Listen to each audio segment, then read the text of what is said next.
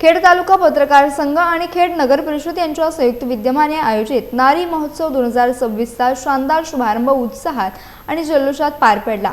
स्वर्गीय मीनाताई ठाकरे नाट्यगृहात आयोजित या कार्यक्रमाला महिला, तरुणी आणि नागरिकांनी उत्स्फूर्त प्रतिसाद दिला।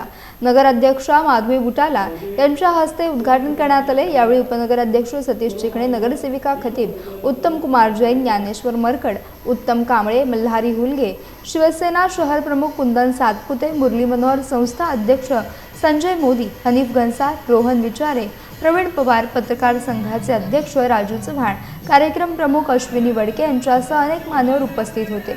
उद्घाटनानंतर महिलांच्या सहभागातून विविध सांस्कृतिक कार्यक्रम सादर करण्यात आले। वेदिका मोरे हिने शिवकालीन शस्त्र प्रदर्शन करून इतिहासाची झलक दाखवली। सांची वानखेडे यांनी अभंग गायन करत अवघा रंग एक झाला या भैरवीने प्रेक्षकांना मंत्रमुग्ध केले।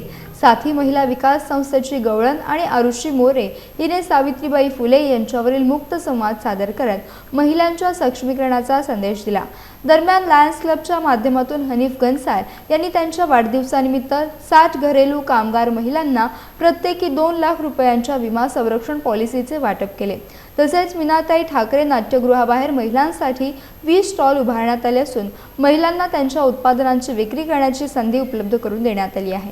कार्यक्रमाच्या यशस्वी आयोजनासाठी पत्रकार संघाचे ज्येष्ठ सदस्य श्रीकांत चाळके, किशोर साळवी, अनुज जोशी, अनिल तांबे संगम यांनी विशेष परिश्रम घेतले। सूत्रसंचालन अनंत कुमार पिल्ले यांनी केले।